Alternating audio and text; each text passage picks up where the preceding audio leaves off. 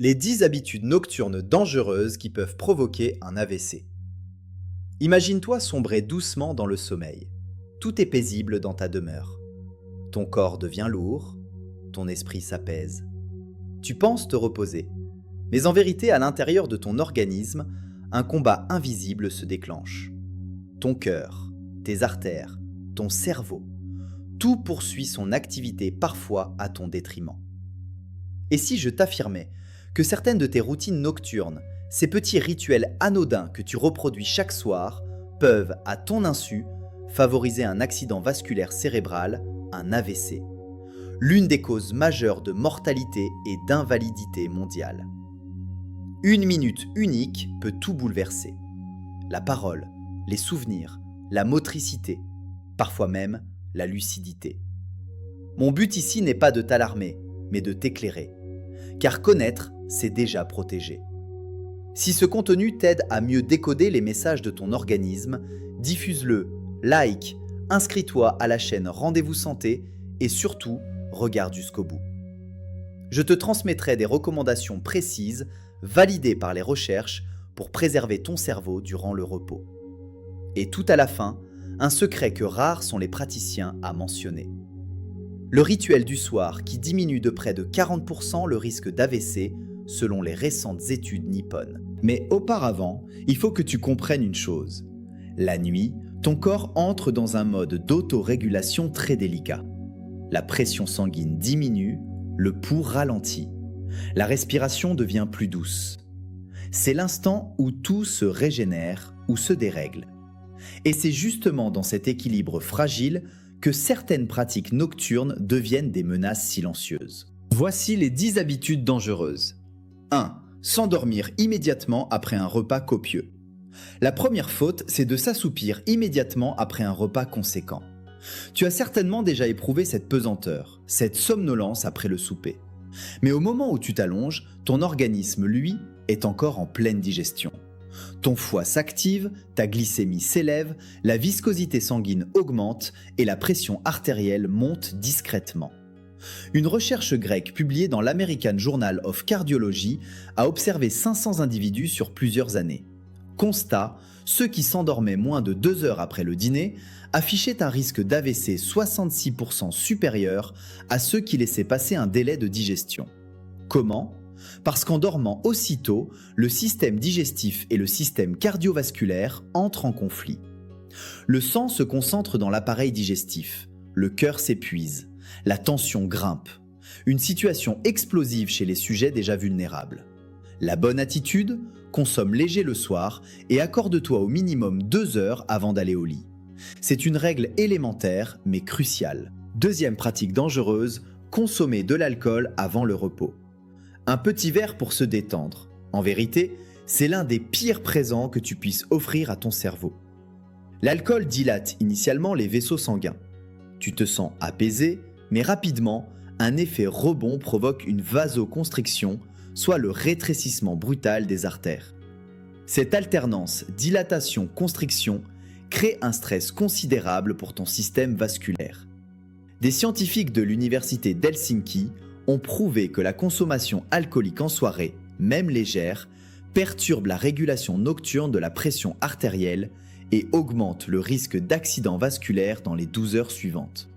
Et pire encore, l'alcool perturbe le sommeil paradoxal, cette phase cruciale où ton cerveau répare ses connexions et régule la tension. Résultat, tu dors, ton cerveau, lui, se fatigue. Troisième erreur, reposer la tête trop basse. Peu le savent, mais la position de la tête influence directement la pression intracrânienne. Si tu souffres d'hypertension, dormir à plat peut aggraver la situation. Des recherches de l'université de Séoul ont constaté que surélever la tête de seulement 15 degrés permettait de réduire la pression cérébrale nocturne et d'améliorer le retour veineux. Un simple oreiller légèrement incliné peut tout changer.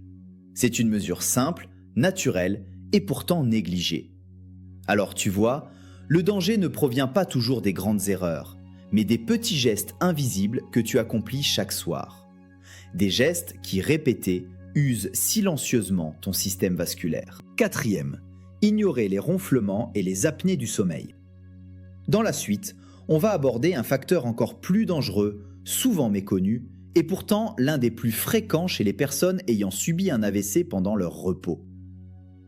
Un ennemi caché qui se manifeste chaque nuit sans que tu en aies conscience. Tu respires, tu dors, du moins, tu crois dormir. Mais chaque nuit, ton cerveau lutte contre l'oxygène qui manque, contre la tension qui s'élève, contre les battements irréguliers d'un cœur qui s'épuise. Et souvent, tout débute par un simple ronflement, un bruit banal, presque comique, jusqu'à ce qu'il devienne le signal d'un danger mortel. Le comportement nocturne dangereux, c'est négliger les ronflements et les arrêts respiratoires. L'apnée obstructive du sommeil, cette pathologie si courante et pourtant si méconnue, est l'un des facteurs les plus puissants d'AVC nocturne. Chaque fois que la respiration s'arrête, l'oxygène chute, la pression artérielle bondit et les vaisseaux du cerveau subissent un choc. Une étude menée par l'Université de Toronto sur plus de 10 000 patients a révélé que les personnes souffrant d'apnée sévère ont un risque d'AVC multiplié par 4 comparé à la population générale. 4 fois plus de risques simplement parce qu'elles ne respirent pas correctement pendant la nuit. Et le pire, c'est qu'elles l'ignorent. Si tu te réveilles épuisé avec des maux de tête matinaux ou une sensation d'étouffement pendant la nuit, il est temps d'en parler à un spécialiste. Un simple test du sommeil peut sauver une vie. Ton cerveau ne doit jamais manquer d'oxygène. 5e piège, c'est de s'endormir dans la colère, l'anxiété ou la tension émotionnelle. Tu sais, ces soirs où tu fermes les yeux, le cœur encore serré, le souffle court, les pensées qui tournent en boucle. Tu crois t'endormir, mais en réalité ton corps reste en état d'alerte. Le cortisol, l'hormone du stress, continue à circuler. Et quand le cortisol monte, les vaisseaux se contractent, la tension s'élève, le rythme cardiaque s'accélère. Une étude de l'université de Stanford a suivi pendant 10 ans plus de 7000 adultes. Les personnes vivant du stress émotionnel chronique ont 3 fois plus de risques d'AVC que celles qui savent apaiser leur tension avant le coucher. Dormir après une dispute ou un choc émotionnel, c'est comme fermer les yeux sur une bombe à retardement. Le cœur bat fort, la pression augmente et le cerveau lui encaisse. Il faut comprendre une chose essentielle. Le cerveau nocturne est hypersensible à ton état émotionnel. La moindre tension se transforme en signal physiologique.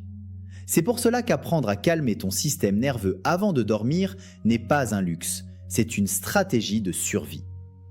Respire profondément, écris ce que tu ressens, prie, médite ou simplement parle. Ne laisse jamais ton cœur lourd te suivre dans ton sommeil. 6. Consommer de la caféine le soir. Et puis, il y a cette habitude que beaucoup considèrent inoffensive. Boire un café, un thé noir ou une boisson énergisante le soir. Tu te dis peut-être, ce n'est qu'une tasse, je tolère bien la caféine. Mais la vérité scientifique, elle ne ment pas. Même à faible dose, la caféine augmente la pression artérielle pendant plusieurs heures. Et pendant le sommeil, ton corps ne peut pas compenser ces variations comme il le ferait en journée. Résultat, la tension reste élevée, le cœur travaille davantage, les micro-vaisseaux cérébraux s'abîment. C'est une usure invisible mais réelle. Une étude publiée dans l'European Journal of Preventive Cardiology en 2022 a montré que la consommation de caféine après 18 heures augmente de 24% le risque de tension nocturne élevée chez les personnes prédisposées. Et ce n'est pas une question de quantité, c'est une question de timing. Boire ton café trop tard, c'est priver ton cerveau de sa phase de régénération. Tu vois, le corps humain n'est pas conçu pour lutter la nuit. La nuit, il doit se réparer, pas résister. Et chaque fois que tu introduis une stimulation, qu'elle soit chimique, émotionnelle ou physiologique, tu forces ton système nerveux à combattre alors qu'il devrait se reconstruire. Ces 3 comportements, négliger l'apnée, dormir stressé et consommer des excitants, sont responsables de milliers d'AVC chaque année, souvent chez des personnes jeunes, actives, apparemment en bonne santé. Parce que le cerveau, lui, ne fait pas de distinction. Il réagit simplement à ce qu'on lui impose. 7. Le manque de sommeil chronique.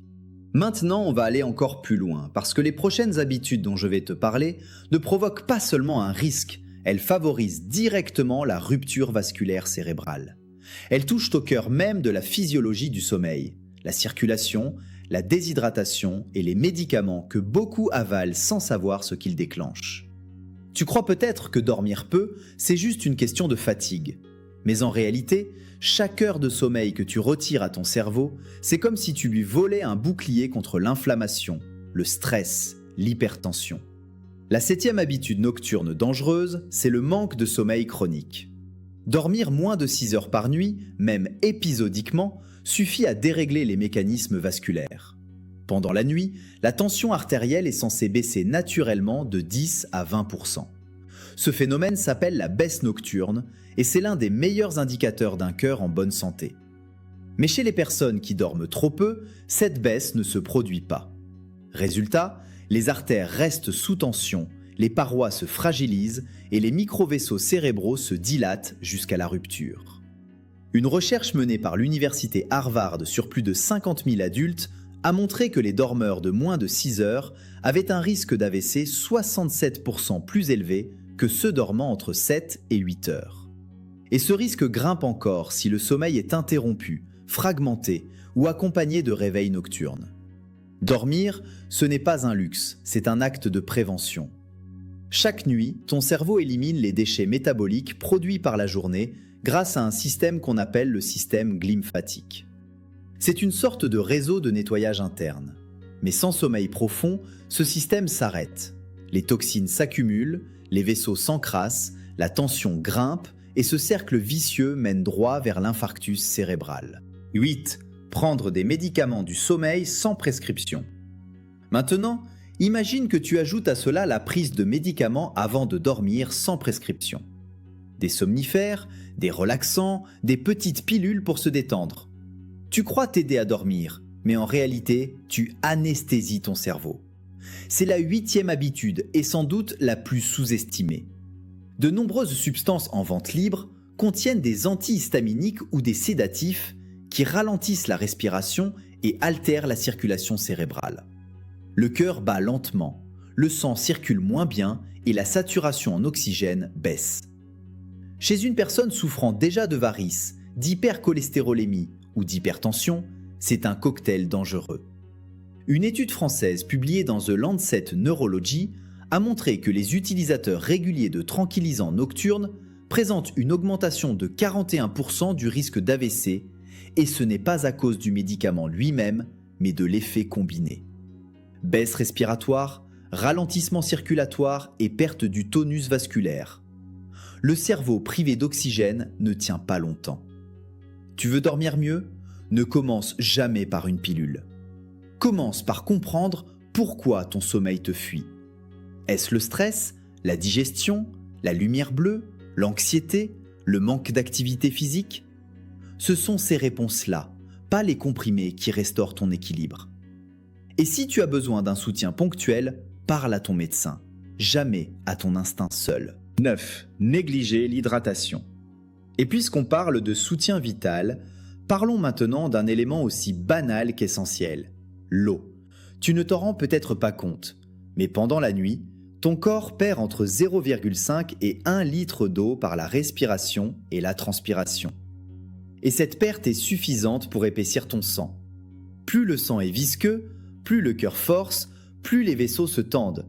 C'est la recette parfaite pour un caillot. Une étude menée par l'université de Tel Aviv a montré que les patients légèrement déshydratés présentaient 2 fois plus de risques d'AVC ischémique. Pourquoi ? Parce que la déshydratation rend le sang plus dense, ralentit la circulation et favorise la coagulation. Tu n'as pas besoin d'1 litre d'eau avant de dormir, non. Mais un petit verre, juste assez pour compenser les pertes, peut sauver ton équilibre vasculaire. Ce qu'il faut comprendre, c'est que ton sommeil n'est pas seulement un repos. C'est un laboratoire biologique où ton corps ajuste, répare, purifie, et dès que tu le prives d'un élément essentiel, l'oxygène, le calme, l'eau, le repos, tu dérègles tout le système.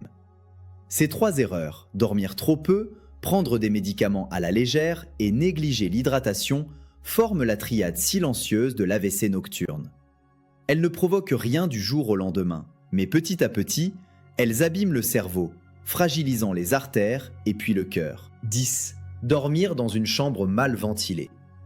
Alors, comment inverser la tendance? Comment préparer ton corps à un sommeil protecteur? Un sommeil qui répare au lieu de détruire.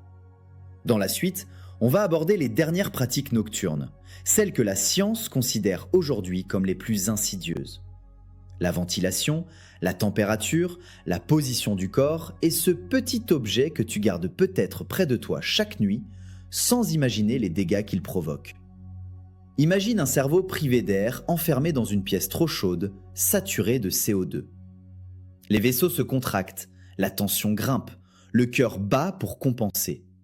Et pendant que tu dors, croyant te reposer, ton système vasculaire lutte pour survivre. La 9e habitude dangereuse, c'est dormir dans une chambre mal ventilée. Tu crois économiser un peu de chaleur ou éviter les courants d'air, mais en réalité, tu prives ton cerveau d'oxygène.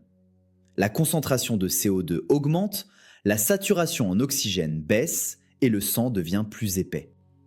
C'est une équation simple. Moins d'oxygène égale plus de pression égale plus de risques vasculaires.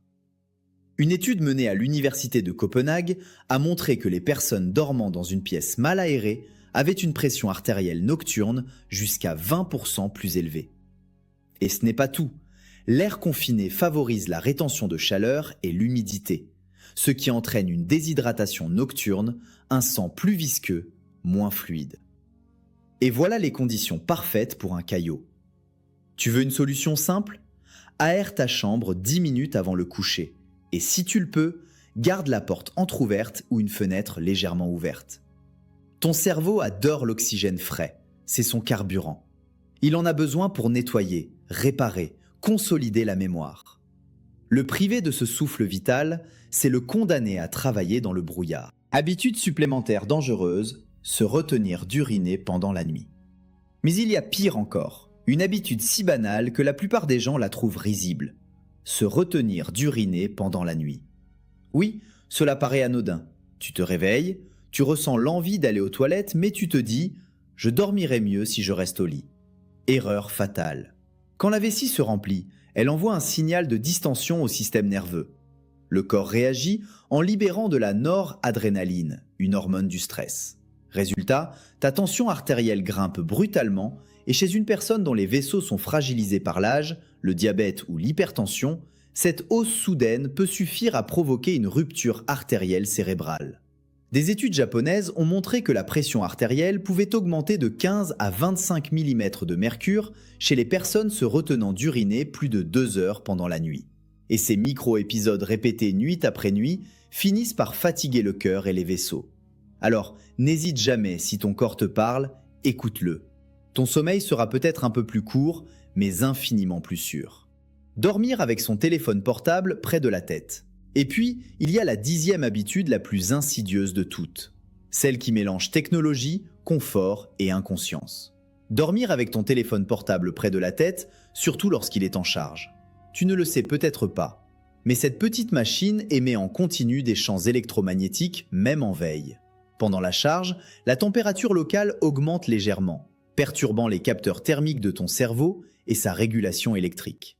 Résultat, un sommeil plus fragmenté, un système nerveux plus excité et une tension artérielle qui reste anormalement élevée. Une étude de l'université de Séoul a suivi 1200 jeunes adultes pendant 1 an. Ceux qui dormaient avec leur téléphone à moins de 50 cm de la tête présentaient un risque 35% plus élevé de troubles du rythme cardiaque nocturne et une élévation moyenne de 8% de leur tension pendant le sommeil. Pourquoi ? Parce que la lumière bleue et les micro-ondes perturbent la sécrétion de mélatonine, l'hormone maîtresse du sommeil et de la réparation neuronale. La mélatonine, c'est un peu le gardien du cerveau. Elle baisse la tension, régule la respiration et protège les cellules neuronales contre le stress oxydatif. Mais sans obscurité complète, sans silence électrique, elle ne peut pas jouer son rôle. Le téléphone près du lit, c'est une bombe silencieuse. Tu t'endors en pensant que tu es connecté au monde, mais en réalité, tu te déconnectes de toi-même.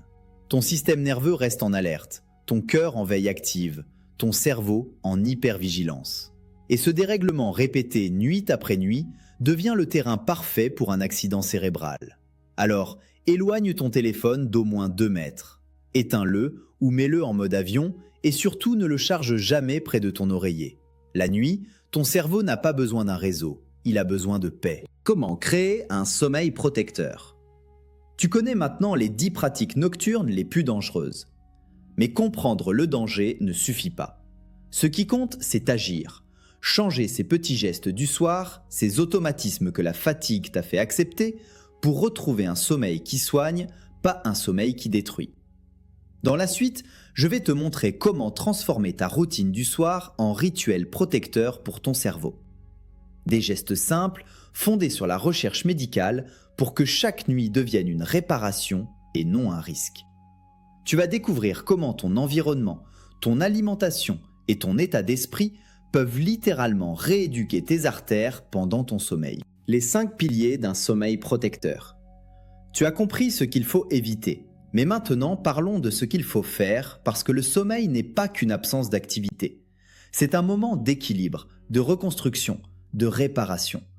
Et tout commence par un mot, rythme. Premier pilier d'un sommeil protecteur, c'est la régularité. Ton cerveau fonctionne selon un cycle appelé rythme circadien. Ce cycle régule ta tension, ton métabolisme, ton humeur, ta mémoire. Chaque fois que tu te couches à une heure différente, tu le désynchronises, un peu comme si tu changeais de fuseau horaire chaque soir.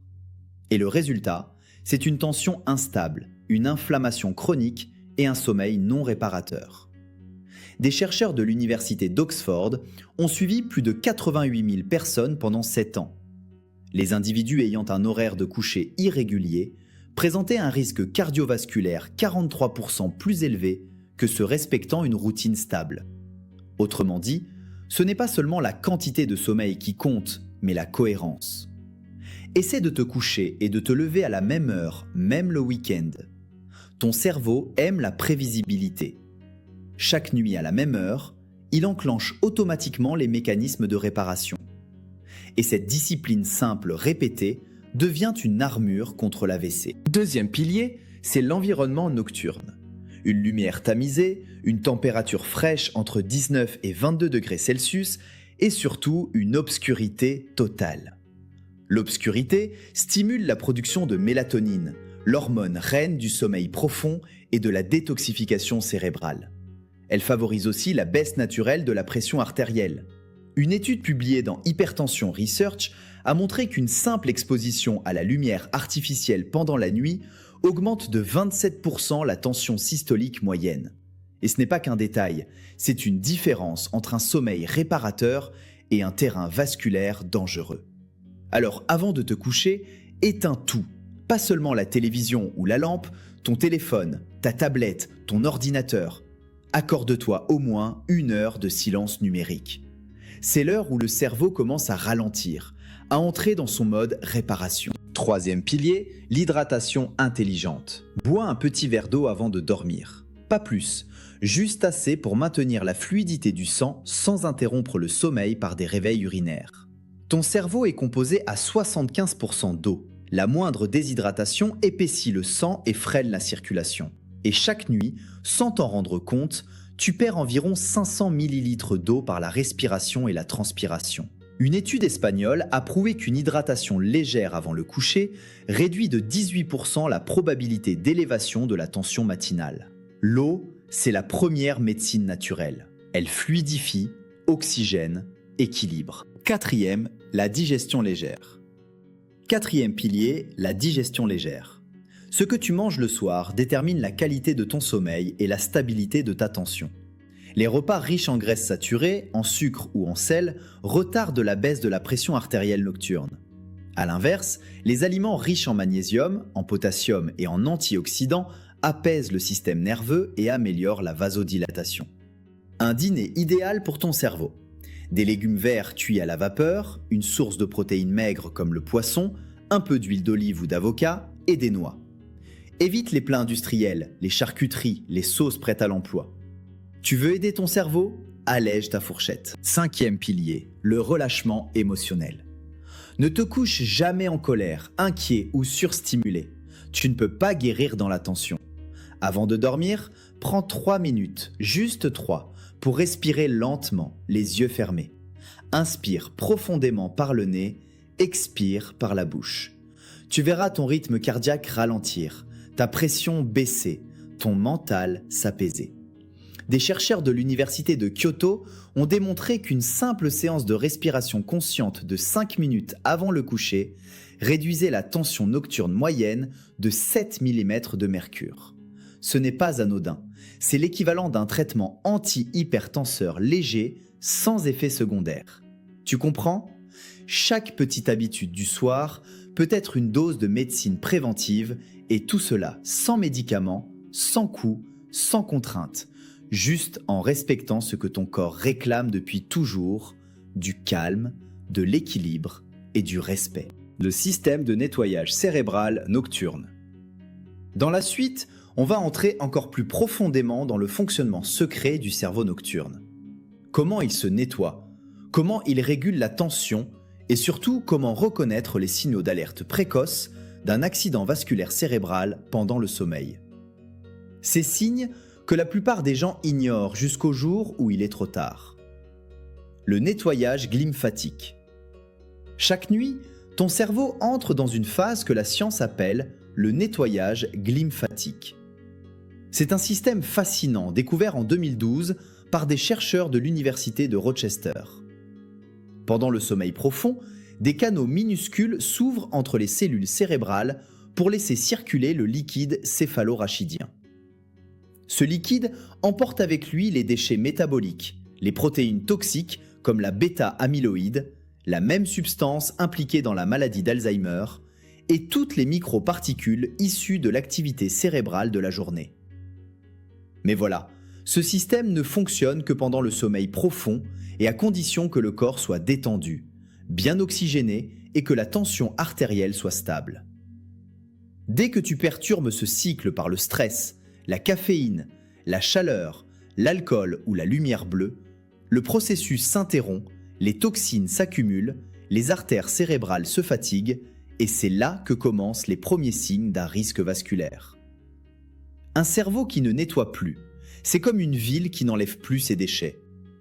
Les canaux s'obstruent, les pressions internes augmentent, la circulation devient chaotique et quand la pression dépasse un certain seuil, l'accident se produit. Les signaux d'alerte d'un AVC. Mais avant la catastrophe, le corps envoie toujours des signaux d'alerte. Le problème, c'est que peu de gens savent les reconnaître. Signal 1. Le mal de tête matinal. Le premier signe, c'est le mal de tête matinal. Pas celui d'une mauvaise nuit, mais une douleur lourde, diffuse, souvent localisée à l'arrière du crâne. C'est le résultat d'une élévation nocturne de la pression intracrânienne ou d'une mauvaise oxygénation. Si cela t'arrive régulièrement, ce n'est pas anodin, ton corps te parle. Signal 2, l'engourdissement ou la faiblesse. Le deuxième signe, c'est l'engourdissement ou la faiblesse d'un côté du visage ou du corps au réveil. Même s'il disparaît après quelques minutes, il faut le prendre au sérieux. C'est ce qu'on appelle un mini-AVC ou AIT, accident ischémique transitoire. C'est une alerte, un avertissement biologique. Les études montrent qu'une personne sur 3 ayant eu un AIT non traité fait un AVC majeur dans les 3 mois. Signal 3, la confusion mentale. Le troisième signe, c'est la confusion mentale ou la vision trouble au réveil. Tu te lèves, mais ton cerveau semble embrumé. Tu as du mal à te concentrer, à aligner tes pensées ou à te souvenir de ce que tu faisais la veille. Ce n'est pas juste de la fatigue, c'est un signal que la circulation cérébrale nocturne a été altérée. Signal 4, le vertige soudain. Le quatrième signe, c'est le vertige soudain au réveil. Une baisse de pression peut en être la cause, mais souvent, c'est le signe d'un dérèglement du flux sanguin cérébral. Et si ce vertige s'accompagne de nausées, de visions doubles ou de picotements, attention. Signal rouge, il faut consulter immédiatement. Ces symptômes ne sont pas là pour faire peur, mais pour prévenir. Ton cerveau ne s'effondre pas du jour au lendemain. Il envoie des messages, des alertes subtiles. Les ignorer, c'est comme couper la sirène d'un détecteur de fumée en pensant qu'elle s'est déclenchée par erreur. Une étude du National Institute of Neurological Disorders a révélé que 70% des victimes d'AVC nocturnes avaient ressenti au moins un de ces signes dans les 7 jours précédents. Seuls 8% avaient consulté un médecin. Tu vois la tragédie ? Le corps parle, mais on ne l'écoute plus. Alors, à partir de ce soir, promets-toi une chose. Observe-toi. Si tu te réveilles fatigué, confus, avec des maux de tête inhabituels ou une perte de force d'un seul côté, n'attends pas. Consulte. La médecine préventive, c'est avant tout de la vigilance. Les 3 leviers de régénération nocturne. Mais au-delà des signes d'alerte, il y a une autre vérité fascinante. Ton sommeil n'est pas qu'un repos cérébral, c'est aussi une école biologique. Chaque nuit, ton cerveau réapprend à réguler ta tension, ton rythme cardiaque, ta glycémie, et tu peux l'aider à mieux le faire. Dans la suite, je vais te montrer comment programmer ton cerveau pour la régénération grâce à 3 leviers puissants.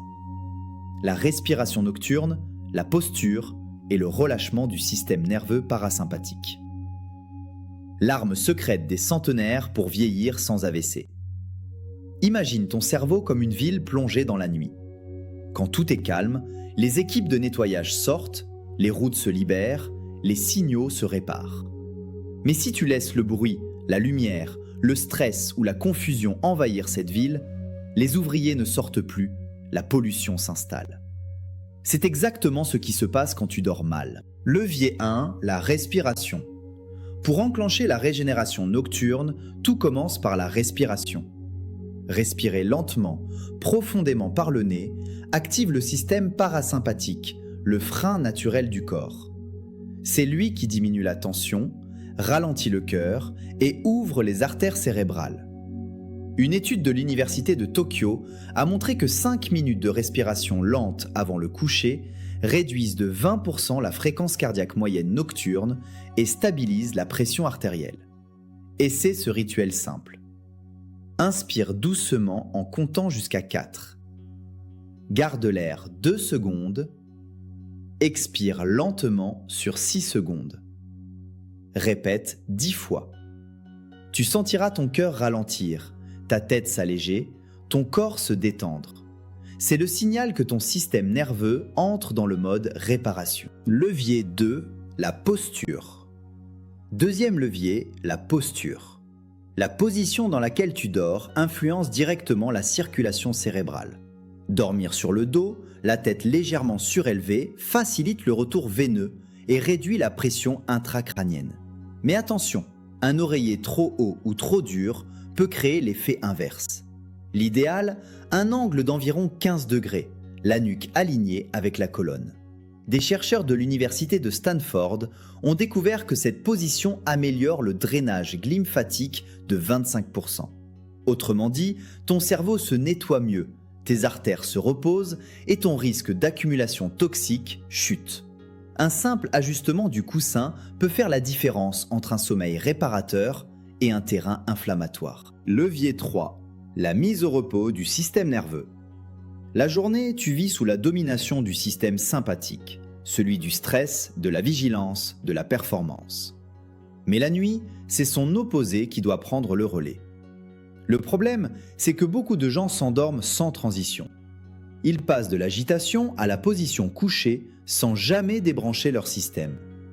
Pour l'aider, crée une zone de transition, une lumière douce, une respiration lente, aucune stimulation visuelle ou sonore, pas de téléphone, pas de télévision, juste le calme.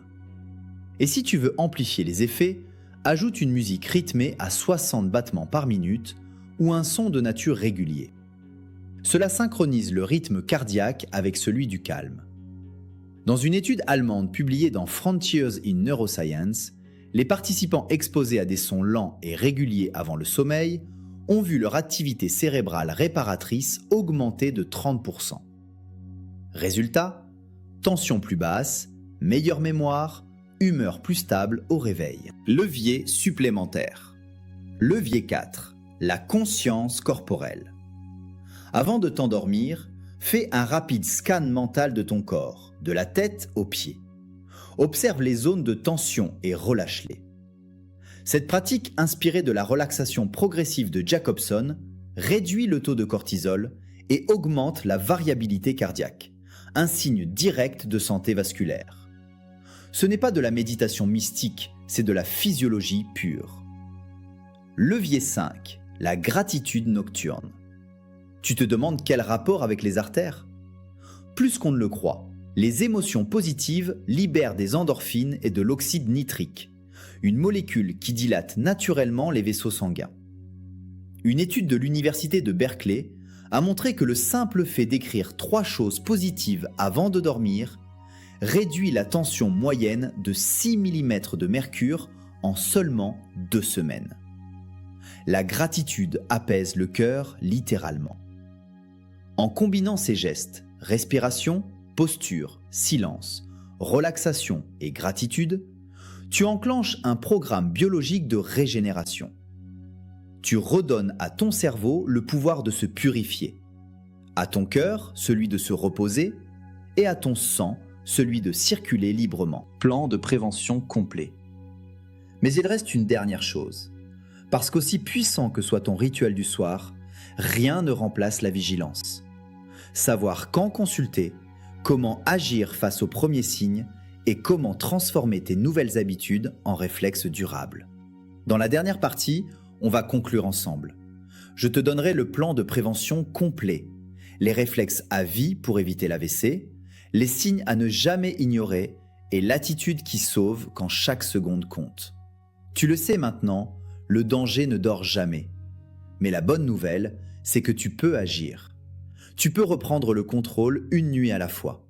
Ton cerveau, ton cœur, ton système vasculaire, tout peut se réparer, à condition de lui en donner la chance. L'AVC, ce n'est pas un destin. C'est souvent le résultat d'une accumulation de micro-déséquilibres qu'on aurait pu corriger. Et la nuit, quand tout ton corps est en veille, ces déséquilibres prennent racine.